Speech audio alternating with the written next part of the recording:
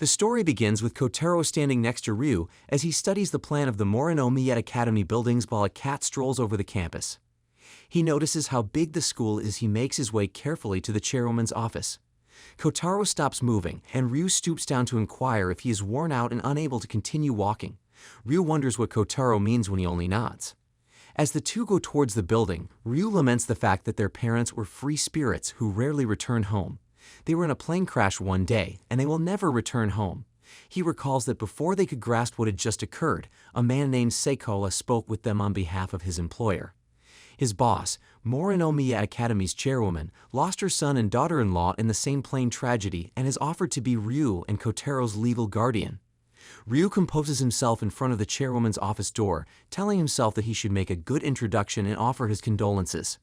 When he knocks on the door, he hears Seikoa tell him to come in.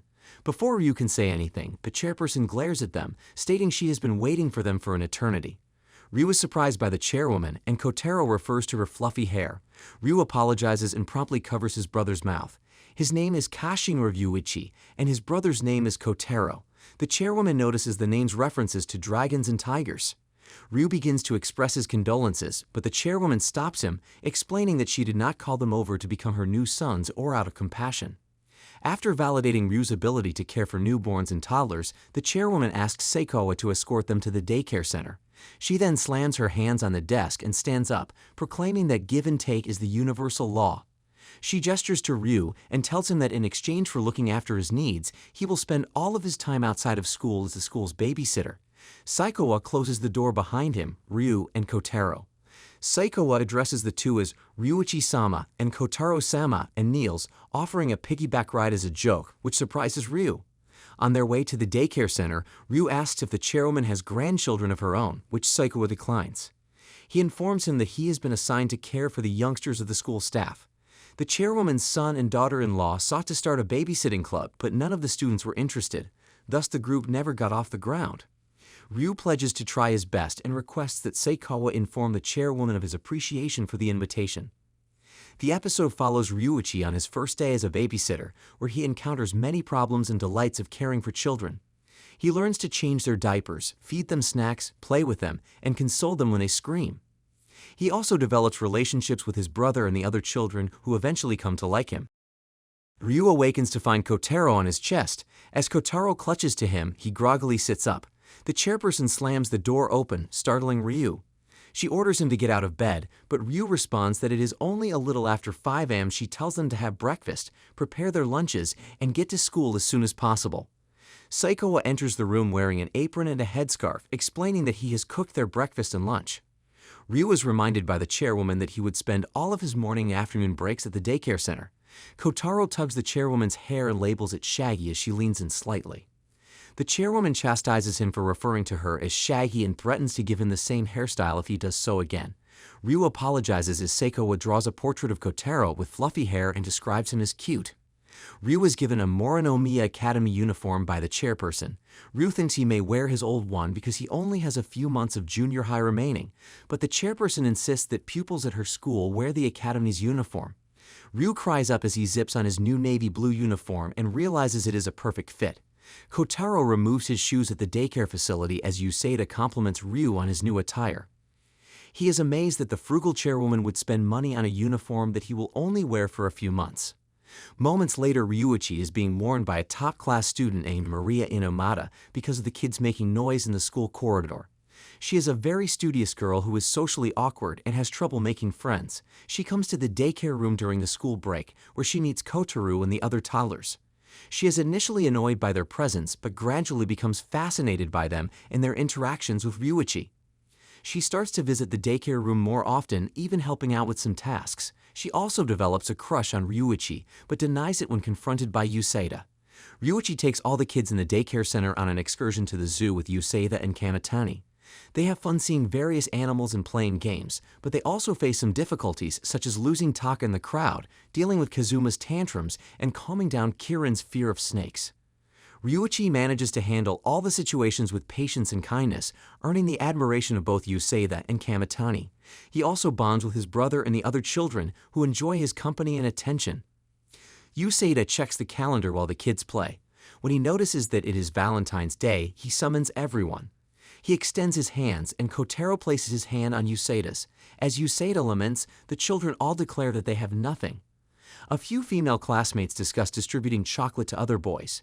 Yusokoa complains that the school has outlawed giving away Valentine's chocolate, but Saganuma figures that they would not inspect their bags to enforce the restriction.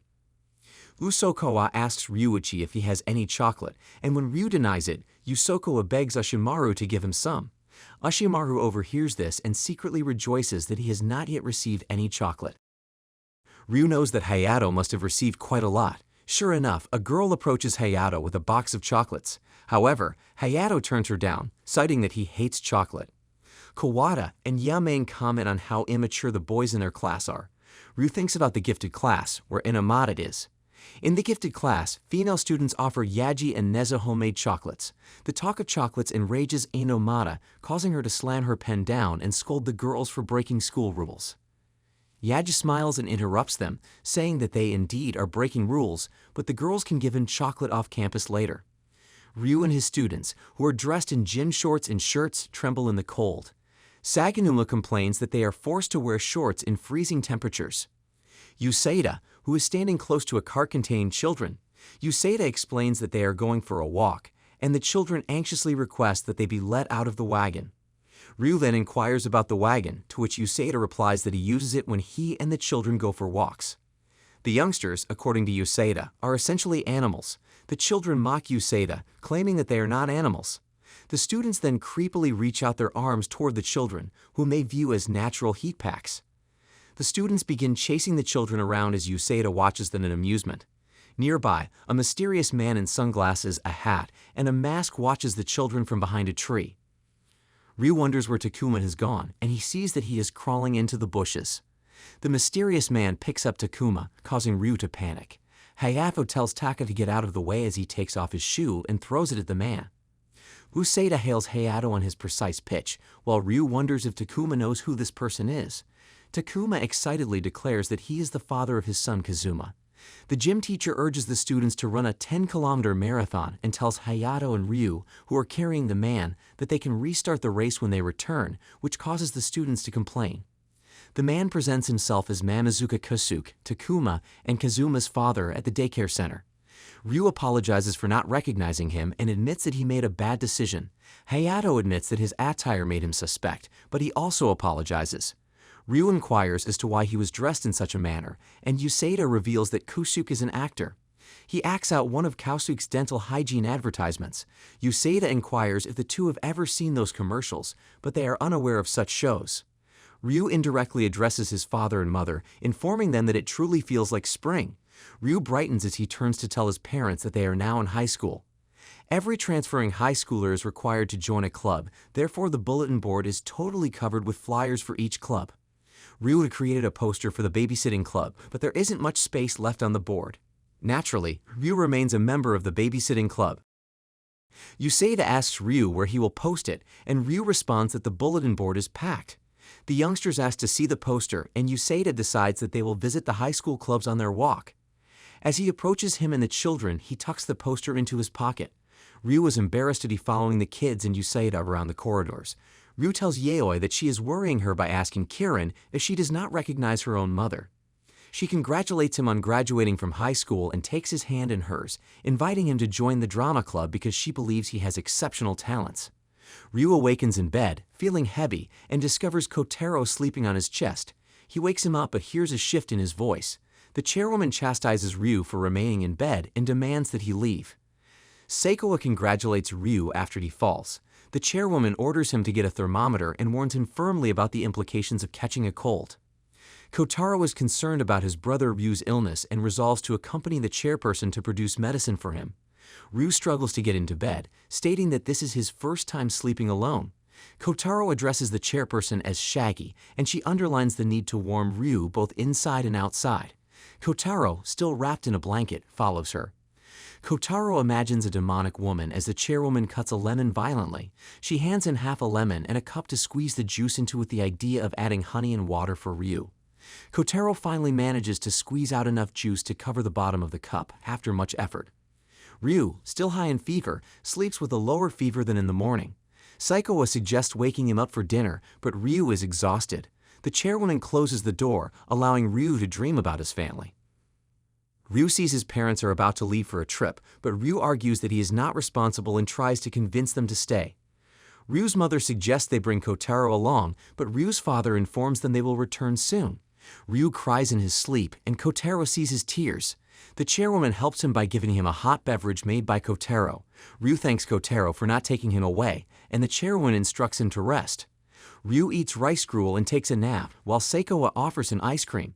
After dinner and ice cream, Ryu sleeps peacefully, knowing that the warmth will prevent him from having bad dreams. Yukari and Ryu drop Midori off at the daycare center. Ryu recommends they share a picture book. Midori crawls to the door as Ryu runs out of wipes.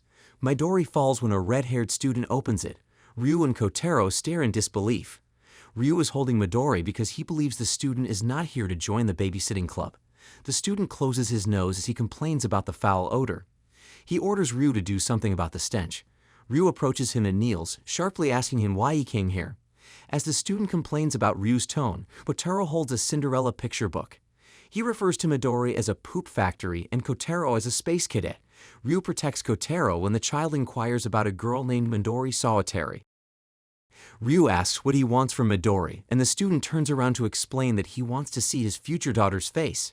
Ryu becomes confused when he notices that he is dressed in a student uniform. Inui, a second-year student, is introduced by the student.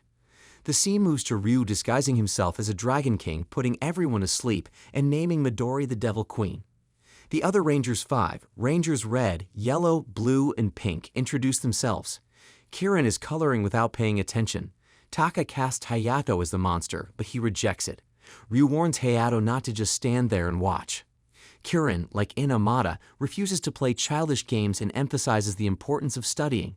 Ryu tries to convince her that studying is important, but Kirin shows her a drawing of witches, promising that if they study, they can become great witches. Taka does not believe in witches and mocks her for being silly. Kirin gets angry and challenges him to a duel. She tries to prove that she can fly with her broomstick, but ends up falling from the balcony. Ryuichi manages to catch her in time and saves her from getting hurt. Kirin cries and apologizes for being reckless. Morinomiya, who happens to be nearby, plays along with Kirin's fantasy and tells her that she is also a witch. She gives her a magic wand and tells her to keep practicing until she can fly. Kirin is overjoyed and thanks Morinomiya for her kindness. Shukichi sews in the Nezu home while Tsukichi and Kyuko box up milk cartons. Shukichi inquires Tsukichi about Kichi, who has sought a favor from their father. Kichi screams at their father and runs. Ryu is hanging up washing, and Kotaro is watching ants. Ryu attempts unsuccessfully to follow the ants. Kotaro leads Kichi through the bushes and discovers him trapped in one. Kichi slaps Ryu away as he offers to assist. Ryu dismisses the worry because he is not injured. Kotaro is upset that Kichi attacked his brother, but Ryu pats him on the back and dismisses his concerns. Ryu and Kotaro enjoy the manju and tea that evening.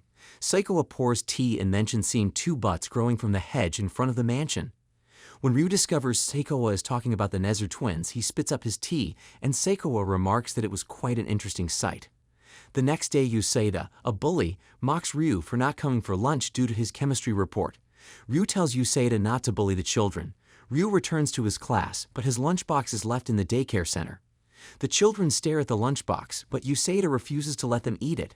Kotaro pulls on Usaida's leg, and Kotaro wants to take Ryu's lunch to his brother. Taka and the others ask to go with him, but Usaida calms them down and instructs them to eat their own lunches first. Kotaro observes Usaida with interest as the children eat their lunches. Usaida assists Ryu in delivering his lunch and makes a tag with his name and class.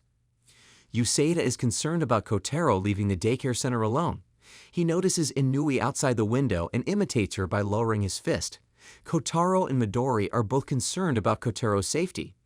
Meanwhile, Ryu looks through his bags, unsure where he put his lunch. Hayato swiftly approaches him and inquires as to what is wrong, but his voice is muffled and unclear due to the bread in his mouth.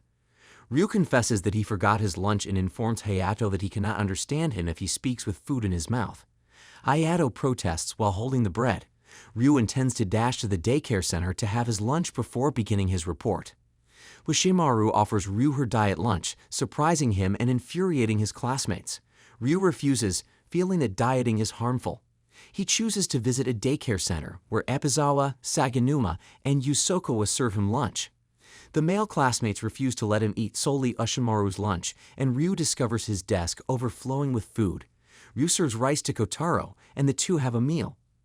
As Inui dabs his nose, his heart swells at the sight of Ryu and Kotaro sharing a meal, their bond stronger than ever. Saikawa's handkerchief is a thoughtful gesture, but as Inui turns to thank him, his gratitude turns to shock. Saikawa is right there, standing unexpectedly close. With a calm smile, Saikawa confesses he was moved too, leaving Inui stunned by the sudden proximity and a newfound connection. What could this unexpected moment mean for their relationship? The future of their dynamic hangs in the balance shrouded in uncertainty. Sadly, that concludes our recap for today. I hope you liked it. Please like, subscribe, and click the notification bell to avoid missing the second part of this anime. Thank you for watching, and we'll see you next time.